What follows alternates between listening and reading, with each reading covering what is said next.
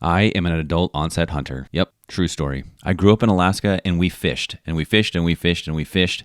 And we didn't hunt. My dad wasn't a hunter. My grandpa wasn't a hunter. So I didn't get into hunting until later in life in my 20s.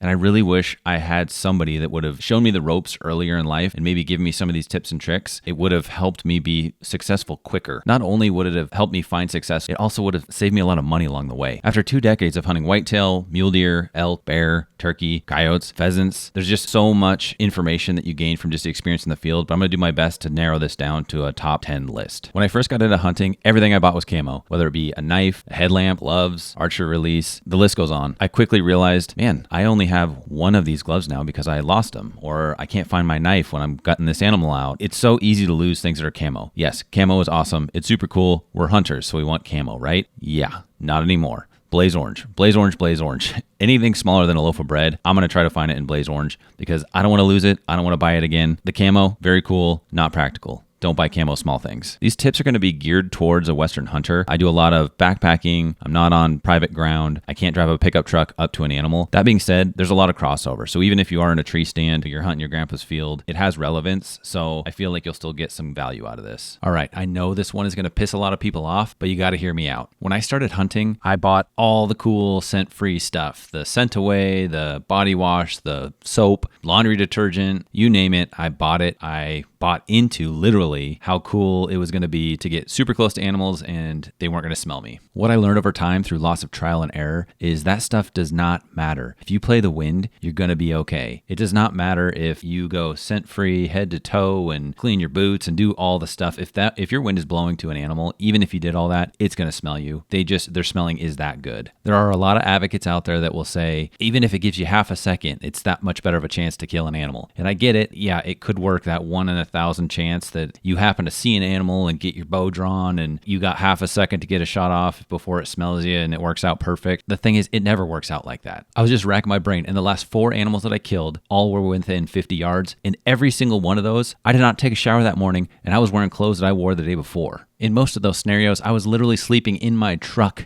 the night before I went hunting. What's the common factor in every single one of those scenarios? I had the wind right. If you do that, you're going to have success. Now, all of that being said, if spraying yourself head to toe with some scent-free product or taking a bath with scent-free soap is going to give you confidence, go ahead and do it. Confidence kills, and that extra couple bucks, if that's going to give you the confidence to be out in the woods and feel like a ninja and get the job done, go for it. Is it necessary? Not at all. But you know what? I don't think camo is necessary either, but it makes me feel like a ninja, so I'm going to rock it. Trekking poles aren't just for sissies. I take trekking poles with me on every hunt now. The main reason is it saves my knees, it saves my back, and I typically don't use them until I have an animal down and I'm packing that thing out. But if I'm going down some steep stuff that's real slippery, or if I'm hiking up or down something that's super steep, don't be afraid to use them. I've used trekking poles to help hold up shelters. I've used them to help hold up legs when I'm cutting up an animal by myself. There's just so many uses for trekking poles. But really, as I get older, I wish I would have done this when I was younger. Use trekking poles. It's going to save your knees. It's going to save your back. On the same topic of trekking poles, wrap some tape around those, whether it be duct tape, electrical tape, Leuko tape. I mean, you can never have too much tape. It weighs nothing. I always throw some tape around my lighter, some tape around my trekking poles. There's just so many uses for tape, whether you're wrapping a tag on an antler, Leuko tape for blisters on your feet, duct tape, 1,000 uses. You can also tear duct tape into small little pieces and use it as fire starters. Don't skimp on that. I know a lot of weight weenies will say, hey, I'm counting ounces here. An ounce or 2 of tape, it could save you in the long run. On the topic of tape, throw some electrical tape over the end of your barrel. When you're out hiking around in the woods, it's going to be wet. Debris from trees and leaves, everything could get down in your barrel. Yeah, that's the last thing you need, is either moisture in your barrel that could rust it down the long term, or worst case, something falls in that barrel and you go to shoot and it could be a catastrophe. So I've shot quite a few animals with tape on the end of my barrel. It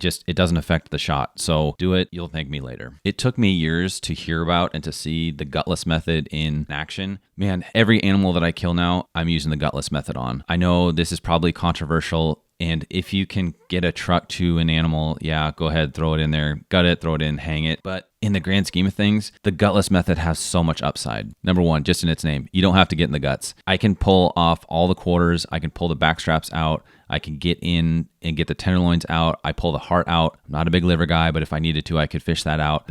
It's an awesome way to take care of an animal. I've used the Gutless Method on whitetail, mule deer, bear, elk, and it works on all of them. You don't leave any meat in the field. If you've never done the Gutless Method before, go YouTube it, find some good videos on it, save it on your phone. I'm sure a lot of you use binos all the time. throw them on a tripod. When you're hand holding binos, you're going to have so much movement. And when you have movement yourself, you're not going to see the movement of animals. And that's typically what you're going to see is a little flicker of a tail, a bedded buck maybe just turn from one side to the other and you see that antler move. You're going to see so much more game if you're using this method. I know you're not going to hear this, but don't go cheap on your tripod. I started out by buying something on Amazon that was like $20.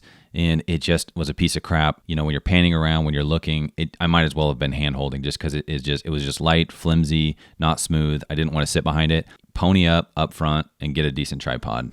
This one is personal preference and it's probably going to piss some people off. I am a huge fan of replaceable blade knives and I'm a huge fan of Havalons. Havalon was the first one onto the market. And since they kicked it off, Outdoor Edge also has replaceable knives. I think there's Taito. They've got replaceable blade knives. A lot of guys have gone away from Havalons. And what I hear a lot is two things. Number one, they're too sharp, which, I mean, having a knife that's too sharp, come on. But I get it. I've cut my finger quite a few times. Just little nicks. All it takes is a graze on your hand and you're going to get cut. So that is a thing. It's a problem.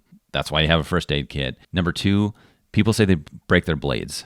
I have broken down a ton of animals with a Havalon and I have never ever broken a blade. The thing is that to me is user error. Take your time, know where you're cutting. Don't use that thing to pry on. You're not holding a hammer, you're holding a scalpel. Don't pry on it. I'm sure the Outdoor Edges are great. I'm sure these other companies that make the replaceable blades are great. I just have stuck with the Havalon because it's small, it's light. These blades are relatively inexpensive. You're talking about $1 or $2 per blade. And I can break down a full deer with one blade. I'm talking cutting off all the lower legs, taking the head off. I can do it all with one blade. I typically will use 2 or 3 just to make sure I'm always have a sharp blade, but I've done it before with one. And I've done a full elk, I think with 4 blades, literally taking the head off, everything off with just this tiny little scalpel blade. Once you learn where to cut and how to use it, it is a life changer. I used to take a saw out in the field to split the pelvis, to cut the head off, cut a skull plate off. I mean, I can do it all with a little blade. Right here is an example of elk head that I was working on. I was going to do a Euro mount. I did a Euro mount on this. And the guy that brought it to me, he's a good buddy of mine. He used a saw to cut the head off. And here you can see, so there's still some vertebrae attached to the base of the skull. So it basically, you got the head, you got the spine. And when you are taking a head off of an animal out in the field with a little scalpel, you just need to know right at the base of that skull, right between the skull and the first vertebrae, there's a spot there that literally all it is some tendons, connective tissue. And if you just real meticulously get your blade in there and use it to separate and cut all that connective tissue, you can take a head off and it takes no time at all. I mean, you can see right here, it's not that extensive and you don't need a saw. All I need is this tiny little blade. I hunt solo a lot, and I think I've done a lot of stupid things by doing that. There's nothing wrong with hunting solo, but there is something wrong with going out in an area and not letting anybody know and not having a way to communicate. Or like if your bug gets in trouble, you break your leg, like I would have been screwed. People might not even have found my pickup truck, let alone where I was. My quote unquote safety protocol got better over the years. I finally got to the point where I would text buddies that I knew were familiar with the areas where I was going to be hunting and say, hey, here's where I'm going to be, just FYI. My wife would have no idea where it was, so she knew I was hunting or scouting or whatever I was doing, but she didn't know exactly where I was. So I would always text a buddy or two and say, hey, here's where I'm going. If I don't show up, here's where my truck is. Like, come find me. But I had an epiphany moment one time. I was out archery elk hunting by myself, which is in itself inherently dangerous because you're trying to sound like a prey species out where there's grizzlies and wolves and everything else. But that's a whole nother topic. But there was an insane windstorm that happened. I mean, we're talking huge gusts. Trees were crashing down all over. And I had moved from where I had originally told my buddies I was going to hunt, and nobody knew where I was. You know, I'm a couple miles from my truck by myself. These trees are just falling to the ground. We're talking big trees hitting the ground all around me. And I was like, man, this is so stupid. They would not find my body. They would find my truck. They would not find my body. And I cannot do that to my family. After that trip, I started doing some online research. And there's a couple companies out there that make satellite devices. Because where I'm at, a lot of times, there's no cell phone service. So yeah, great. You have a cell phone in your pocket. It doesn't work where I'm at. So I needed to find some other solution. And when I started looking into it, Garmin was the first to market that I'm aware of that had a device that you could text, you could hit a panic button. But there's a new one that I liked even more. It's called Zoleo. I think I'm pronouncing that right. And it's basically a little device. It's about the size of a deck of cards. The standalone device, you can hit a button on that thing and have it pre-programmed to say, hey, made it back to camp, I'm okay. And you can pre-program it before you head out to, whether it be your wife, girlfriend, parents, whatever. And you can also, there is a panic button on there. So if you hit that thing, the cavalry's coming, it's going to send GPS coordinates and say, hey, we need some help. I need some help right now. That is a panic button on there. And the other nice thing about this device is there's an app on your cell phone. So you can text, so you can get different plans. The thing that I like too about the plans, and who knows if these have changed or if these will change by the time you're seeing this, is that you can hit the pause button on your plan. So I think it's a couple bucks a month to just keep your device active. So let's say off season, you're not going to use it. You can set it to a status so that you're not paying X amount of dollars every month for something you're not going to use. That being said, I keep mine active all year because I'm either shed hunting, I'm fishing by myself, I'm scouting, I'm doing something outside by myself in places where there's big predators and there's no cell phone service. So to me, this peace of mind, especially for my wife and my kids, they know at least worst case scenario, I got a button on me that I can hit and everybody will be trying to find me and they'll know where I'm at.